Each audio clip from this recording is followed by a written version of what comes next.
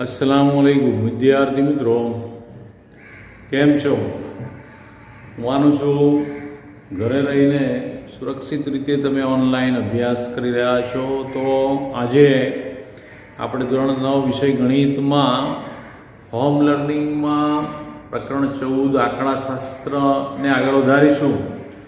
તો ગત તાસમાં લુકમાન સર દ્વારા મધ્યવર્તી સ્થિતિમાનના 3 માપ દર્શાવ્યા અને શીખવ્યા તમને. પહેલું છે મધ્યક, બીજું મધ્યસ્થ અને ત્રીજું બહુલક.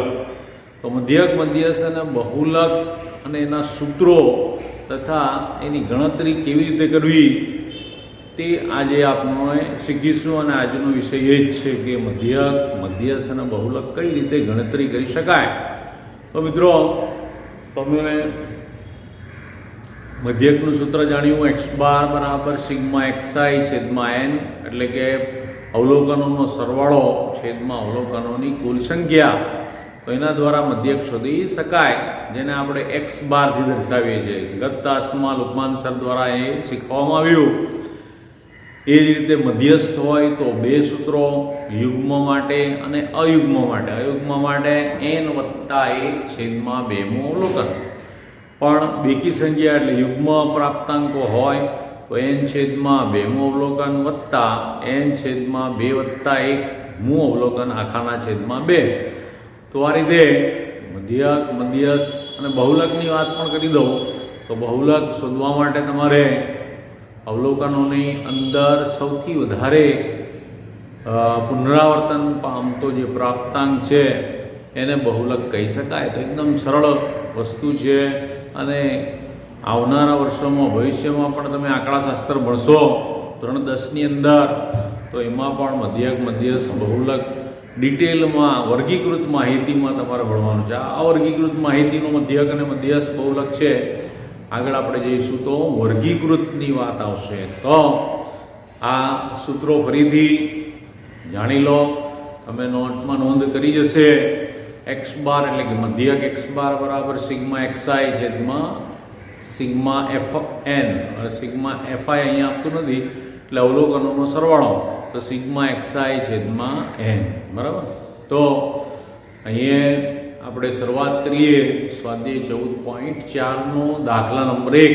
બરાબર. તો પાઠ્યપુસ્તક ખુલ્લું રાખો, જેમાં મેં બોર્ડની ઉપર રકમ લખી છે એ પ્રકારે છે કે નહીં ચેક કરો. સ્વાધ્યાય 14.4 દાખલા નંબર 1. એક ટીમે એક શ્રેણીની 10 મેચમાં કરેલા, બરાબર, ફૂટબોલની ટીમ છે અને 10 મેચ રમી અને 10 મેચમાં કરેલા ગોલની સંખ્યા અહીંયા આપી છે. બરાબર.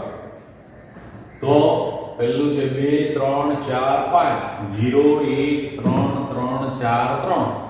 તો અહીંયા 3 વસ્તુ, 3 મધ્યવર્તી સ્થિતિમાનના માપ શોધવાના છે, મધ્યવર્તી સ્થિતિના માપ શોધવાના છે. તો મધ્યક, મધ્યસ્થ અને બહુલક કઈ રીતે શોધાશે એ આપણે જોવાનું છે. તો સૌથી પહેલા મધ્યક શોધવા માટે આપણે સૂત્ર લખીએ. શું સૂત્ર આવશે? તો કે ભાઈ x બાર બરાબર સિગ્મા xi છેદમાં n. તો લખીએ સૂત્ર. મધ્યક, જેને આપણે x બાર કહીશું, બરાબર આ રીતે જે સંકેત છે એને સિગ્મા કહીશું, સિગ્મા xi છેદમાં n. બરાબર. નહીં આવડે તો આ રીતે પ્રાપ્તાંકોનો સરવાળો છેદમાં પ્રાપ્તાંકોની કુલ સંખ્યા. બરાબર છે ભાઈ? ધ્યાન દીજો, લખ્યું છે સિગ્મા xi છેદમાં n, અને સાદી ભાષામાં લખવું હોય તો આપેલા જે પ્રાપ્તાંકો છે, 10 પ્રાપ્તાંક છે અહીંયા, તો એ દરેકનો સરવાળો કરો અને એને આપણે સાનાથી 10 થી ભાગીશું. તો સહેલી વાત છે. આપણે પછી એક લખીએ બરાબર 2 વત્તા 3 વત્તા 4 વત્તા 5 વત્તા 0. 1 વત્તા 3 બે વાર છે મિત્રો, અને ત્રીજી વાર પણ આવ્યું ગણી લેવાનું 1 2 3 4 5 6 7 8 9 10 અને પ્રાપ્તાંકોની કુલ સંખ્યા તમે જોઈ ઉપર ગણ્યું છેદમાં 10. બરાબર, સરળ વાત છે. બધાનો સરવાળો કરી નાખ્યો અને 10 થી ભાગીશું. 2 ને 3 5 ને 4 9 ને 5 14 ને 15 ને 3 18 ને 3 21 ને 4 25 ને 3 28 થયા મિત્રો. 28 ના છેદમાં 10 એટલે કહી શકાય દશાંશમાં લખીએ 5 થી 1 પોઈન્ટ પાસે એટલે જવાબ આવશે 2.8. તો તમારો મધ્યક મળી ગયો 2.8 મિત્રો. તો ફરીથી કહી દઈએ કે સૂત્ર છે x બાર બરાબર સિગ્મા xi છેદમાં n. બરાબર, સિગ્મા આને કહીશું સિગ્મા એટલે સરવાળો.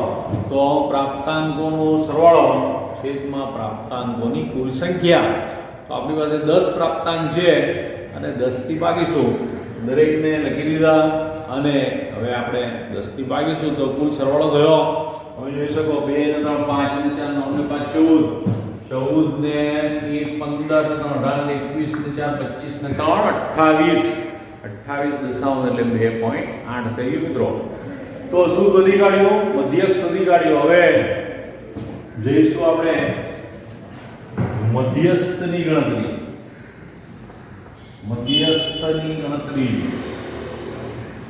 મધ્યસ્થને એમ કહેવામાં આવે છે.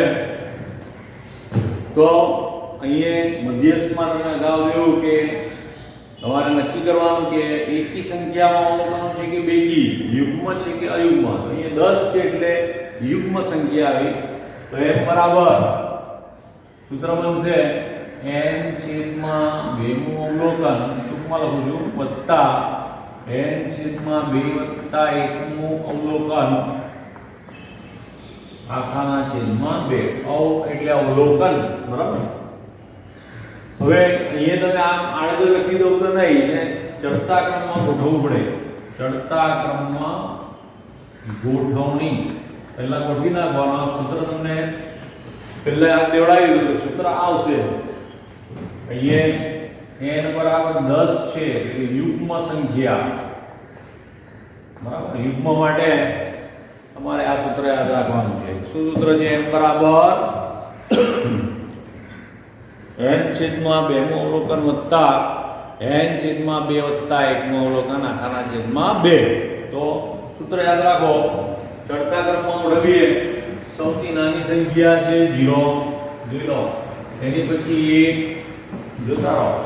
આ 0 1 આવી ગયો. હવે જુઓ 2 એકવાર છે આ પણ થઈ ગયું. 3 કેટલી વાર? 1 2 3 ને 4 વાર 3 છે ભાઈ. 4 વાર 3 1 2 3 અને 4 વાર 3 થઈ ગયા. ચડતા ક્રમમાં ઉભી રહ્યા છે. 4 2 વાર છે મિત્રો. 4 અને 4 પછી 5 એક જ વાર છે. તો ચડતા ક્રમમાં આપણે નીચેથી ઉપર તરફ ગોઠવી દીધા. 1 2 3 4 5 6 7 8 9 ને 10 અવલોકનો થયા કે નહીં તે ચેક કરી લો.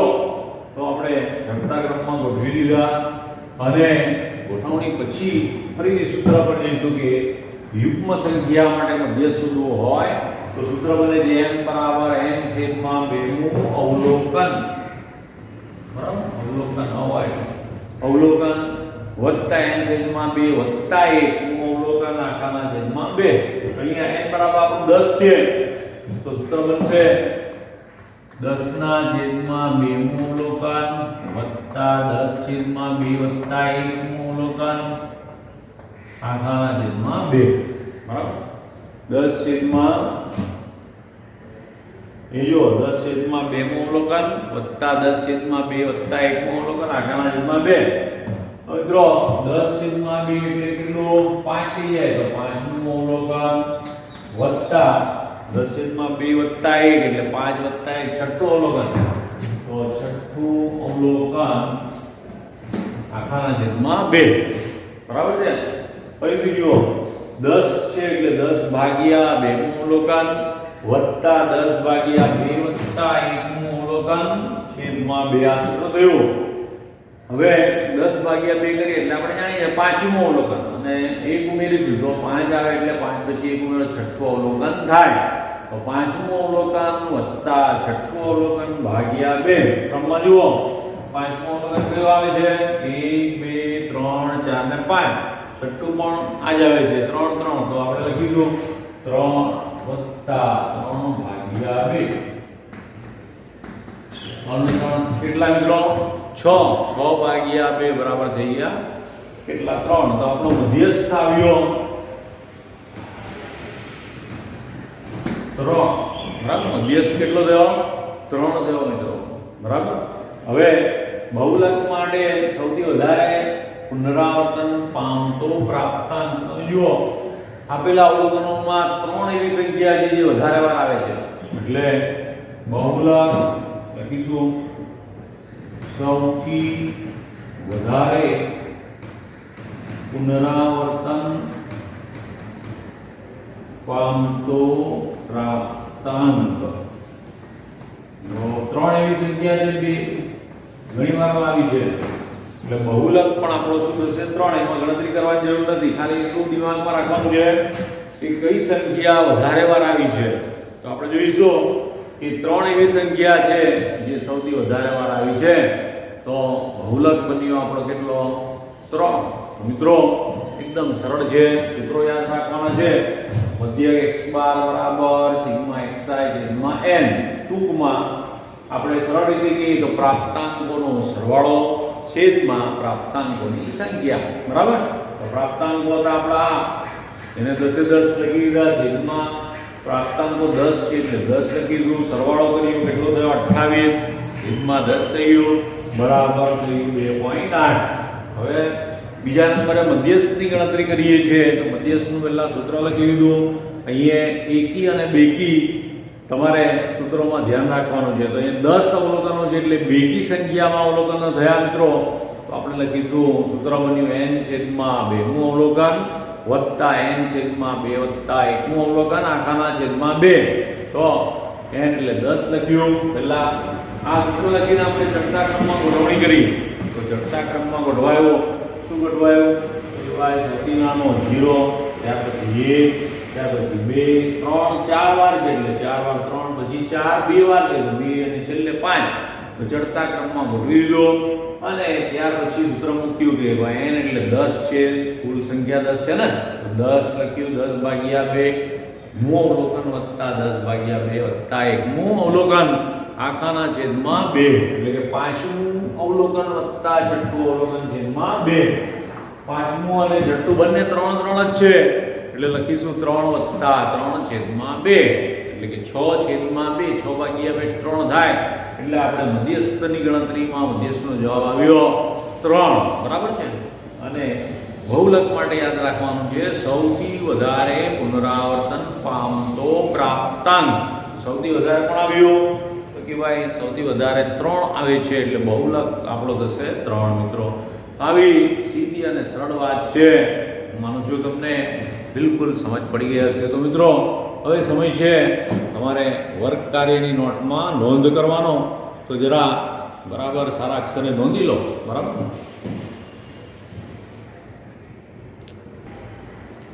તો મિત્રો દાખલા નંબર 1 ની ગણતરી થઈ ગઈ. દાખલા નંબર 2 પર જઈશું. ધ્યાન દીજો. રકમ પાઠ્યપુસ્તકની અને બોર્ડ પર લખેલી રકમ બરાબર છે કે નહીં ચેક કરો. તો મિત્રો દાખલા નંબર 2 ની રકમ આ રીતે છે. ગણિતની કસોટીમાં 15 વિદ્યાર્થીઓ 10 ની જગ્યાએ વિદ્યાર્થીઓ જીવો હોય. પ્રાપ્તાંકો દિયા 15 વિદ્યાર્થીઓએ 100 માંથી મેળવેલા ગુણ નીચે પ્રમાણે નોંધાયેલા છે. ગુણ ચેક કરો. 41, 39, 48, 52, 46, 62, 54, 40 આ રીતે છે. તો આના 3 અગાઉની એમ મધ્યવર્તી સ્થિતિના માપ શોધવાના છે. બરાબર. શું શોધીશું? મધ્યક શોધીશું, મધ્યસ્થ શોધીશું અને બહુલક શોધીશું. તો વાત કરીએ આની વાત કરીશું. સૌથી પહેલા મધ્યક x બાર બરાબર સિગ્મા xi છેદમાં n. દરેકનો સરવાળો કરી દઈશું. 41 વત્તા 39 વત્તા 48 વત્તા 52 વત્તા 46 62, 54, 40, 96, 52, 42, 52 અને 60. 15 અવલોકનો છે મિત્રો. ચેક કરો. 1 2 3 4 5 6 7 8 10 11 12 13 14 અને 15. છેદમાં શું લખીશું? કે 15 લખીશું. બરાબર? તો ચેક કરી લો ફરીથી. તમારો સરવાળામાં ભૂલ પડવી જોઈએ નહીં. ધ્યાન રાખો આ લખ્યું છે કે નહીં તે બરાબર. 41 39 48 52 46 62 54 40 96 52 98 40 42 52 અને 60. બરાબર? તો હવે આ લખી લો અને સરવાળો કરો જોઈએ કેટલા થાય છે. તો મિત્રો સરવાળો કરવા માટે તમે બરાબર આડી લાઈનમાં કરો અને તમારો સરવાળો જુઓ કેટલો થાય છે. 9 ને 1 10 ના 10 20 20 ને 6 26 26 ને 28 ને 4 32 ને 6 32 ને 6 38 ને 2 40 ના 48 ને 2 50 ને 52 2 આવે છે. પત્ની પડી 5 5 ને 4 9 ને 3 12 ને 4 16 ને 5 21 ને 4 25 ને 6 31 31 ને 5 36 ને 4 40 ને 9 49 ને 5 54 54 ને 9 63 ને 4 67 ને 4 71 71 ને 5 76 ને 6 82. એટલે સરવાળો તમે આડી લાઈનમાં કરશો 822 ભાગ્યા 15 કરીશું. બરાબર? તો કરીએ આ બાજુ 822 ભાગ્યા 15 કરીએ. ભાગાકાર પણ બરાબર આવડવો જોઈએ. સરવાળો તમે ચેક કરો.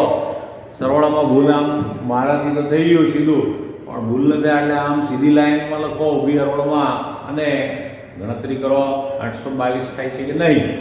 15 થી ભાગવાનું છે મિત્રો. તો 15 નો ઘડીઓ આવવો જોઈએ. બરાબર? 15 સંગે 15 50 75. બરાબર? 15 50 75 અને 15 છંગ 90 વધીએ એટલે 15 50 75. કેટલા વધશે? 7 વધ્યા મિત્રો. ઉપરથી ઉતાર્યું 2. હવે એટલે ભાઈ 15 14 60 2 વધ્યા અહીંયા વધ્યો. હવે સંખ્યા કઈ નથી એટલે પોઈન્ટ મૂકીએ તો શું મળે? 15 18 120. બરાબર ને? 8 × 40 240 4 8 8 4 12. તો જવાબ આવ્યો તમારા ભાગાકારનો 54.8 મિત્રો. તો મધ્યક મળી ગયું. કેટલું મધ્યક મળ્યું? 54.8. હવે આવે છે મધ્યસ્થ.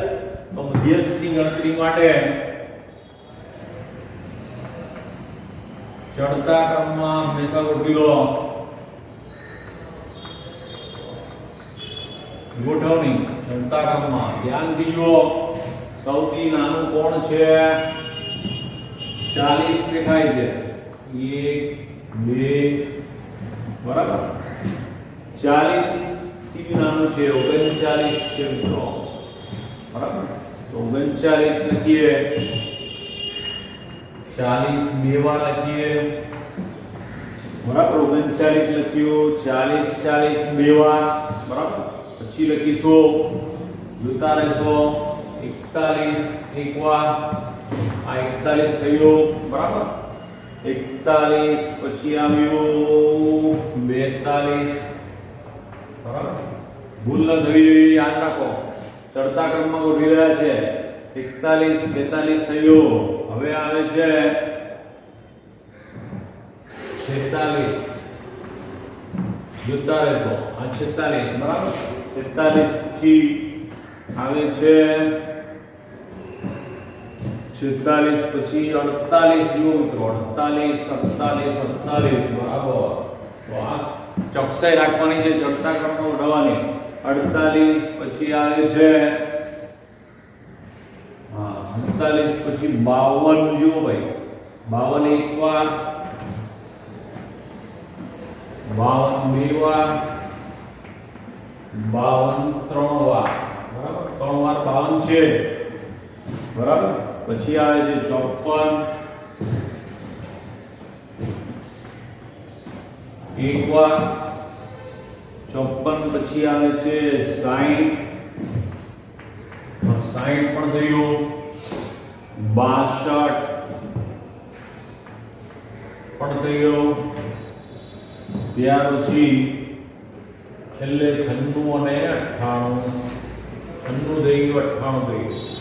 તો મિત્રો એ કેટલા થયા તે ચેક કરો.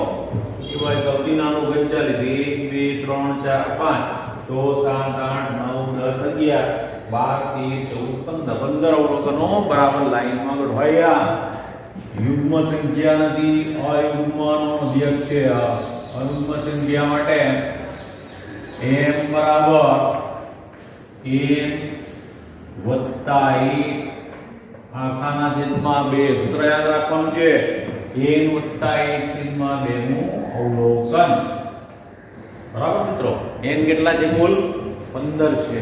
15 લખીશું, 15 વત્તા 1 છેદમાં 2 નું અવલોકન. 15 વત્તા એટલે 16, 16 ભાગ્યા 2 નું અવલોકન બરાબર 8 નું અવલોકન. તો મિત્રો આપણે જે ક્રમમાં ગોઠવ્યું છે એમાં 8 નું જુઓ, 1 2 3 4 5 6 7 ને 8. 8 નું અવલોકન આવે છે 52. તો 52 એ આપણો શું થઈ ગયો?